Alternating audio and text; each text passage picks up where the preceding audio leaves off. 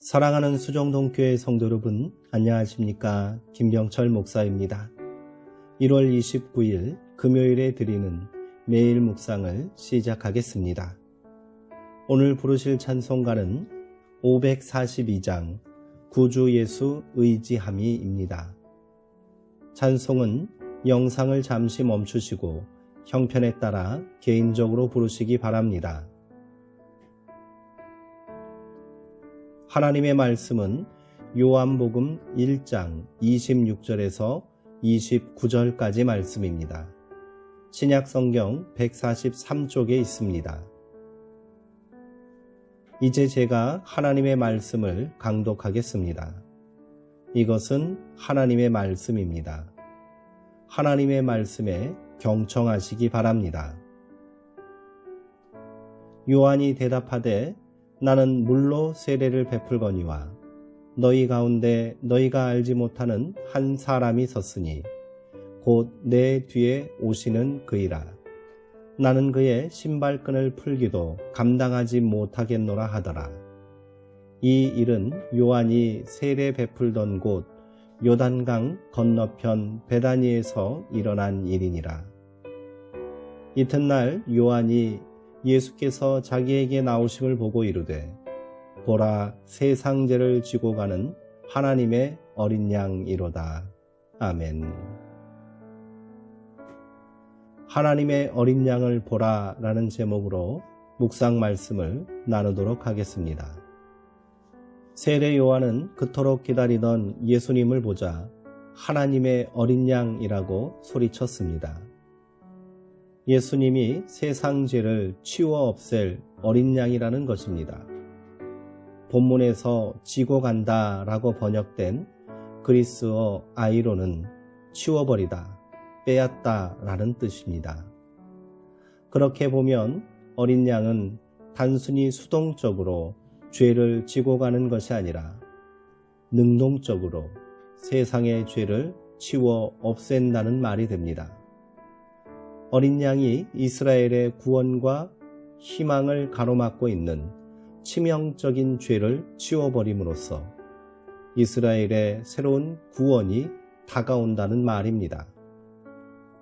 그런데 이스라엘의 희망, 이 세상의 구원을 가져오는 그분을 요한은 왜 어린 양이라고 불렀을까요? 어린 양이 어떻게 구원을 합니까? 어린 양이 어떻게 희망이 되겠습니까? 엄청난 세상 죄를 치워 없앨 강력한 지도자에 걸맞는 상징이 있다면 오히려 사자나 독수리쯤은 되어야 하지 않겠습니까? 어린 양은 연약함의 상징이 아닙니까? 사실 이스라엘을 침탈하고 짓밟은 강대국 바벨론이나 로마는 잔혹한 야수로 경험되었습니다. 그들은 이스라엘에게 태고의 거대한 바다 괴물 리오야단이나 사자 또는 독수리 같은 존재들이었습니다. 침략자들은 또한 실제로 그런 상징들을 즐겨 자신들의 것으로 삼았습니다.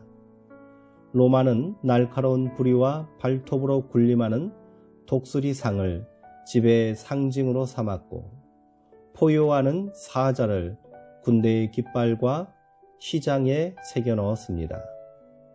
요한계시록은 악마의 모습을 불가사의한 거대한 바다 괴물과 용, 그리고 수많은 뿔을 가진 강력한 야수들로 그리지 않았습니까?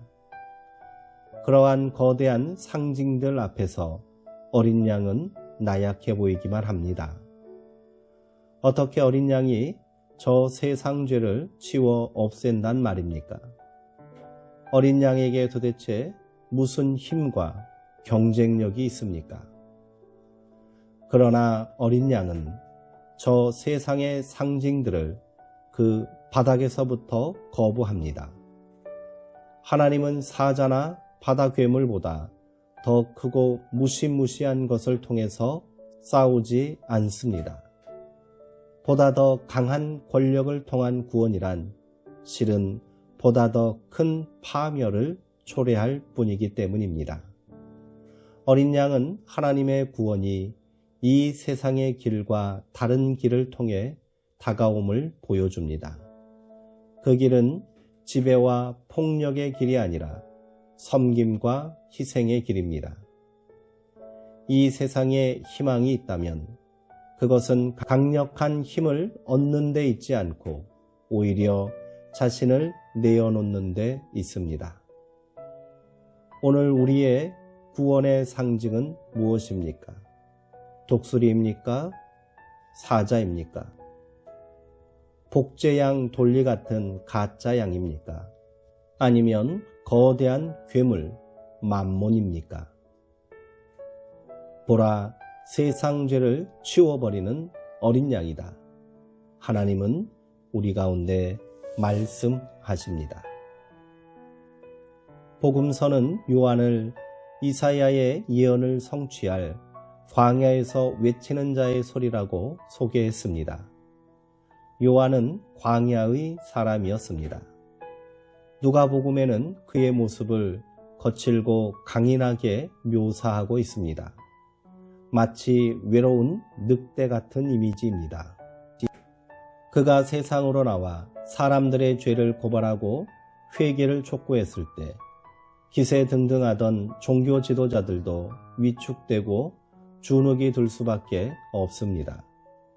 그래서일까요? 바리새인들은 요한에게 당신은 스스로 그리스도도 아니고 엘리야도 아니고 선지자도 아니라고 말하는데 그럼 무슨 권위로 사람들에게 세례를 베풉니까? 조심스럽게 물었던 것입니다.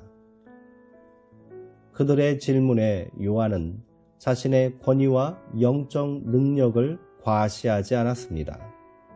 오히려 그는 자신의 권위를 말하지 않고 자신을 능가할 다른 이가 곧 나타날 것이라고 말해줍니다. 그리고 그 사람이 가진 능력에 비교하면 자신은 그의 신발끈을 풀어주는 비천한 종보다 못한 존재라고 말했습니다.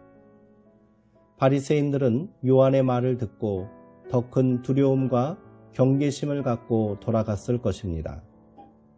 요한이 이렇게 말한 사람은 바로 예수님이십니다.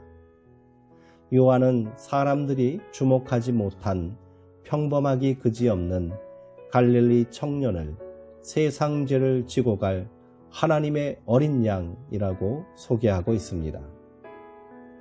요한은 알고 있었습니다. 이 초라하기까지 한 청년이 하나님의 방법으로 새로운 세상을 열 사람이라는 것을, 말씀이 육신이 되어 세상을 구원할 빛이 될 것이라는 사실을 말입니다. 훗날 요한은 예수님께서 본격적으로 공생애를 시작하시자 그는 흥해야만 하겠고 나는 쇠하여야 하리라 라는 말을 남기고 역사의 뒤편으로 조용히 물러났습니다. 이것이 요한이 선택한 어린 양의 길입니다.